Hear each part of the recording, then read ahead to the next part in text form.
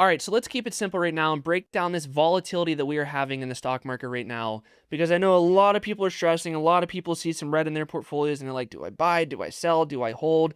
Do I capitalize on some of this stuff? Is the AI sector collapsing? We have earnings season coming up. We have interest rates being changed. We have the fear grid index now at a fearful level. I get it. There's just so much information out there. It's hard to organize your thoughts on like what is signal and what is noise. But in this video, we're going to do just that. We're going to simplify our thoughts. We're going to cover what matters. We're going to cover what doesn't matter. And we're simply going to talk about how to allocate your portfolio in a way that makes sense and let no good volatility go uncapitalized on, because volatility is opportunity. Okay. So this right here is the 1-year chart of the NASDAQ. We all know the NASDAQ has been ripping in the last year. This right here is how much the NASDAQ is up. Let me get myself out of the way. It's up 24%. You should be happy. This is a very good year in the market. Year to date, the market is up also very good. Year to date, we're looking at a 13% ROI. You should be happy, but I know you want more. I know you don't ever see red in your account, but unfortunately, that's just not how the stock market works. It's always going to be bumpy. We have oil prices going up. We have Q2 earnings that are rolling through right now. We have the Iran situation still panning out. We have this new Kimi AI model that just came out that everyone's like, oh my God, what does this mean for NVIDIA and AMD and TSM? And what does this mean for the hyperscalers that just spent all this money on CapEx? Like, did they just waste all that money? There's a lot going on, and we're going to break it down in a simple way here. So I guess let's just start off with this Kimi thing. Whether you care about it or not, you need to care about it. Very simply speaking, the entire stock market is ran by AI right now. The S&P 500, the NASDAQ, all the top companies that actually move the needle, they're AI companies in some way, shape, or form. So what just happened with this Kimi thing is kind of like a DeepSeek version 2.0, where this new update came out. You can call it like a software update for AI, where you could do more work with less chip need, less compute need. And what that's doing is sending shockwaves through the market right now. We're seeing stocks like NVIDIA pull back. We're seeing stocks like AMD pull back. We're seeing stocks like TSM pull back a little bit because the investors are saying like, hey, do we actually need as much compute as what we actually think we need? And in my opinion, the answer is yes. I think we're actually going to need even more compute, because we all just saw that article that came out the other day with Meta, for example, where they're literally restricting how much money their employees are allowed to spend on AI tokens when they generate and use AI stuff because they're spending too much money. But now what if you could use the same amount of money but get double the amount of use case from your AI? That is potentially what this Kimi AI update is going to be. More work for the same cost. You're basically getting your car fuel efficiency at 40 miles per gallon instead of 20, like stupid analogy, but you get it. So that overall is better. There's going to be more use for AI going forward. There's going to be more other companies that now feel like this sector is easier to enter into because it's now more affordable for the entry-level companies. So I think the hyperscalers are going to broaden out a little bit, and there's going to be other companies that are then going to be buying these AI chips from NVIDIA, from AMD, from TSM, and it's going to expand a little bit more. And it's actually going to be net bullish at the end of the day. So this Kimi thing, in my opinion, is overblown. Now, the next thing we got to look at. Everyone's saying the stock market's a bubble right now. And of course, when we get a little bit of volatility in the stock market, it's like all those negative articles come out. Michael Burry will go post on X and say, see guys, I told you so. And everyone else that has been calling for a crash, the last 75 crashes out of 2, they're all going to be coming out of the woodwork right now. And, you know, everything online is just to get you to click. Everything is to get you to give people your attention, and that's, you know, how they monetize you in a way. I'm not here to monetize you. I'm just here to tell the cold hard facts about what's going on in the market in a no BS way. And I know my videos don't get a lot of views, but that's fine. I want to help the few people that actually care about this stuff and actually care about how to beat the market in the long term, like I've been doing, okay? Everyone's been saying the market's a bubble. I don't think that's true. This right here shows you the price earnings ratio level of the S&P 500 in the last, you know, we'll just say since 1985. Dot-com crash, the P ratio was 25. Right now, we're at about 20. So we're close to dot-com crash level, but we're not quite there yet.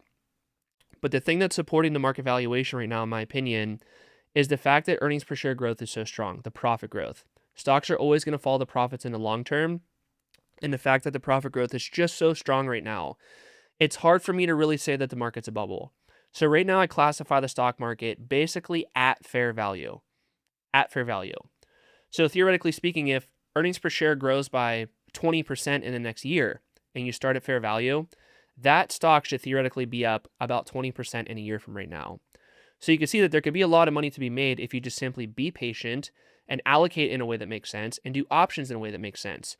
And don't worry, we will briefly look at my stock sheet here in a little bit to cover what I'm looking at and things to potentially capitalize on. But I'm just telling you right now that I don't see a bubble in the market. I think it looks okay. I think it's going to be volatile.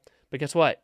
That is always what's going to happen at a time that there's a new generational technology that's coming out, this big thing called AI, right? Like whether you care about AI or not, you need to care about AI because that is what is moving the market right now.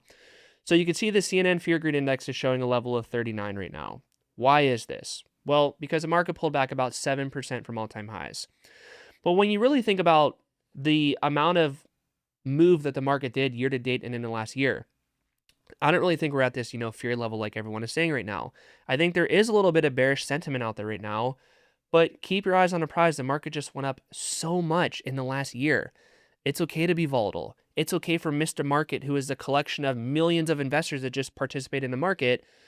It's okay for Mr. Market to be confused sometimes for how to price AI, how to price the CapEx, how to figure out if there's an ROI on that spending or not, how to figure out what Kevin Warsh at the Fed is going to do with interest rates, how to figure out what is going to happen with the Iran situation. Is oil going to go up? Is oil going to go down? How are Q2 earnings actually going to be? There's just like this cataclysm of all these various catalysts that could be good or bad for the market that are just really stacking right now all at the same time. And we're going to pluck through them one by one, like the whole Kimmy thing. I don't think it's a needle mover. I think it's actually net bullish for the market. So we could kind of throw that out the window as I think it's going to be cool. We can look at the valuation thing. I think it's going to be fine. I don't think the market's a bubble. It doesn't mean the market can't fall from here. It just means that I don't think the market's a bubble. Earnings per share growth, I think it's fine. The economy, I think it's fine. I don't see anything like astronomically crazy standing out to me right now in the economy and in the stock market. It's just day-to-day volatility. So when we look at the Fear Greed Index, and then we're going to go through some of the companies that report earnings next week and the week after that, and which ones are opportunistic to potentially capitalize on. Like I said, we're 39 right now, but we all know the best investor of all time, Warren Buffett. What does he say? When there's fear in the market, that's when you want to be greedy. That is when you want to be bullish. That's when you want to be excited. I get excited when things go on sale.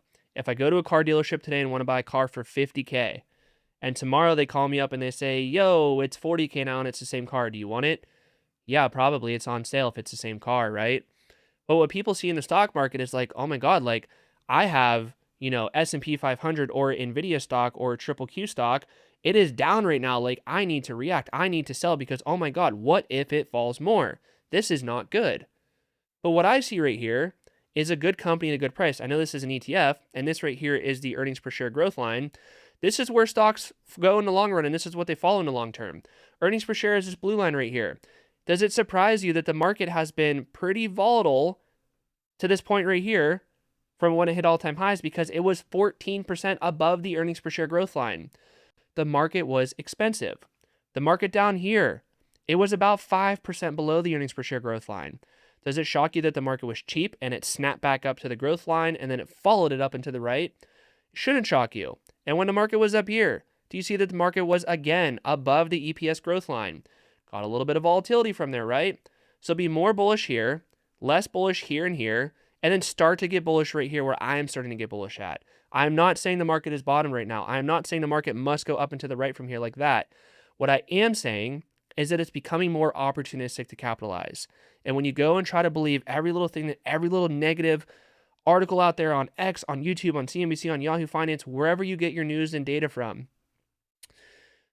if you just believe every little negative thing at a time that the market's going red, you're never going to make productivity in your account. You're never going to grow your account because you're just always going to feel like you have to react to something. The name of the game is to buy a good thing for less than what it's worth and do options in a way that makes sense. We're going to go through a few of those good companies in a little bit, but that is all you got to do. That is where the money's at. That's what Warren Buffett does. That's what Charlie Munger does. That is what the big dog billionaire investors do. They filter out the noise. Their signal to noise ratio is great. I fear that your signal to noise ratio is really bad. One person says the market's going to crash. One person says it's going to go up. I want to feed you the data in a way that nobody could debate, in a way that anybody can understand, in a way that there's no opinion in it. I'm telling you right now, this is where the profits are at. The market's basically at it. The market's going to fall out in the long term. It's just the cold hard facts. So where the valuation level's at for the market right now, I do not see a bubble. And where the CNN Fear Greed Index is at right now, I see this as opportunity. So let's go down a little bit. Yes, we could say that the market is a little bit above the 125-day moving average, which we could say is a little bit bearish. And just look at how dumb this is. Like it says fear. This is not fear in the market right now. The market is above the 125-day moving average. This is not fear. This we could say is fear down here when it's below it, but up here this is not fear. And that's why, I usually challenge these fear greed indexes. And right now it says 39. Like I feel like we're somewhere in a neutral category right now. This is not super fearful in my opinion, but we are making productivity towards where we want to be. We are getting more to a neutral / fears category where, that's where opportunities start to pop up. But you guys know I'm big on options. I generate about 20 to 30K a month in cash flow in my Charles Schwab account. I could just show you guys the Charles Schwab account right now, by the way. This is as of right now, and I'm recording the video. Let me refresh it. You can see that I'm down 1.87% today, down $28,000. Market is down a little bit less than me. This is simply because some of the single stocks that I have in my account are down a little bit more. But overall, my volatility factor of this Charles Schwab account is basically on par with the NASDAQ. And I'm okay with that because when the market is starting at fair value, I'm cool to have a little bit more, quote, risk and more sold puts and more call options in my account that, of course, all are 1 and 2 year expiration dates to give myself time for the thesis to play out. I'm cool to have my account a little bit more volatile in times like this because there's more opportunity out there and I'm more, excited that the future expected returns are probably going to be better. And I have this set to 1 year right here. This is 2 year. This is 1 year for how much money I made in the last year. Just look at this. 1 year return, 540K, and I don't send money to this brokerage account. So it's like, yes, there's volatility. Yes, oh my God, Brandon's getting smoked right now. No, I'm transparent. I show you guys what's going on. Like, I'm not scared to show you when my account's a little bit red. Everybody's account goes a little bit red at some point. What I care about is total ROI. And I've been crushing the stock market in the last 10 years. And I guess while I'm on that really, really quick, I'll just show you this thing that I have in Discord to show you how my ROI has been. Check this out right here. This is my ROI going from 2018 until right now. My line is a blue line. I'm up 26.6% annualized CAGR, compound annual growth rate. So that's my average. I'm up 492%. And the S&P 500 is only up, we'll just say like 220%. So I've been smoking the market through COVID, through Liberation Day tariffs, through Iran, through when interest rates went to like 5% from 0%, when inflation went to 9% post-COVID. Like, this is what it's all about. I'm here to beat the market in a way that anybody could do it in a very simple way that basically is like a Warren Buffett style of investing. So when we look at this put call ratio here to build on that, and you guys know I do beat the market by doing options, it helps out a lot. The put call ratio is a good way to basically see where the market is at, see where sentiment is at, and basically just do the opposite of what the market says to do. And I know it sounds crazy, like how could the market get it so wrong? I'm just going to show you right now how the market gets this so wrong and why the market they don't beat the market in the long term. Right here, April 7th of 2026, the put call ratio is high, meaning in English, the higher the line goes, the more people buying puts. The lower the line goes, the more people buying calls. So right here, there's a lot of people buying put options. And if I go to the top and we look at where the actual S&P 500 was at, do you see how it almost perfectly coincides with the bottom of the market? Like my cursor's on it, I'm going down to it right here. It's almost a perfect bottom in the market when the most people are buying puts, meaning the puts that they bought for that downside protection, that was pretty worthless, right? Because the market just like went to the moon from there. And then take a look right here. There was this spike in people buying call options right here. Go to the top. What was the market doing? The market was basically at all-time highs right there. So people were buying puts at the worst possible time and then buying calls at the worst possible time. And this is the stuff I try to explain on this channel. I know it's not like the cool thing to talk about, but it's like, dude, we're all here to make money. This is what people do when they get smoked. So it's no surprise that when the market goes on sale, I sell 1 or 2 year portfolio secured puts, generate big cash flow, and go reinvest it back into compelling setups. And even if my account falls by 50%, it doesn't matter. Because if this account's 1.5 mil, and it falls 50% to just say 750K, I'm never on the hook to buy more than 750K of puts if all those puts will get assigned to me. So really understand that. I mean it, when the market falls 50%, I'm cool. I'm not stressing about it. So what I'm seeing right now in the market overall is a collection of these things together. The Kimmy thing's causing uncertainty. We have the valuation thing causing a little bit of uncertainty. We have the AI thing causing uncertainty. Like, what does this mean for these companies? Are they going to get an ROI on the spending? Is CapEx going to slow down? What does it mean for NVIDIA, et cetera, et cetera? And then to stack on that, we have a humongous and very, very important earnings season coming up. This was this past week when I'm recording this video. We had TSM, we had United Health, we had ASML, and most of those companies actually reported very, very good. I broke them all down in Discord in real time. But next week coming up, we have a lot to cover. We have Tesla, we have Google, we have ServiceNow. I know a lot of people are on ServiceNow. ServiceNow stock, in my opinion, is a little bit expensive right now. I'm not willing to allocate just yet, but it is on my radar. Google's basically at fair value, in my opinion. I'm willing to allocate, and I do have some options on that company too. All long duration, like I've always done. I don't play the short-term game. Intel stock is a bubble, and I've been saying this for a long time on this channel since it did this, big pumper here. I know I'm kind of in a way. Let me move myself a little bit. Intel stock is a bubble. It's starting to pull back a little bit. I'm not one bit surprised about that. If we go to the following week after this, we have the hyperscalers, we have Microsoft, we have the Meta, the Robinhood, the ARM, the Qualcomm. There's a lot of stuff, the Apple, the Amazon. There's so much stuff that we're going to be breaking down in Discord to cover like where the opportunistic setups are at. And there's a lot of opportunistic setups out there right now. And that's why I have my stock sheet here where I build out basically a humongous detailed watch list of all the things I break down in Discord. And I basically rank the things I'm looking at. So I'll give you a little sneak peek here. Like the companies towards the top right here, I'm most bullish on. The ones toward the bottom, I'm least bullish on. And then behind me, there's sample allocations of what you could potentially do. And it's kind of similar to how my portfolio is allocated right now. So look, I'm going to be blunt. It's going to be volatile. My account's going to bounce around a lot. But I'm here to make the total ROI. I'm here to make money in the market. And I think to not expect that the market's going to be volatile right now, I think that you're a little bit delusional to not see volatility in the stock market. This is normal, healthy, and justified, and you should see this as opportunity, not something to be fearful about.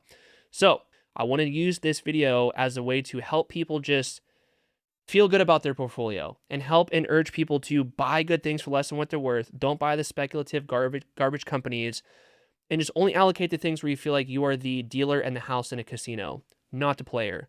Because sometimes a player will win, but we know that the longer the player plays the game for, with the odds stacked against them, the more likely they're going to get crushed in the long term.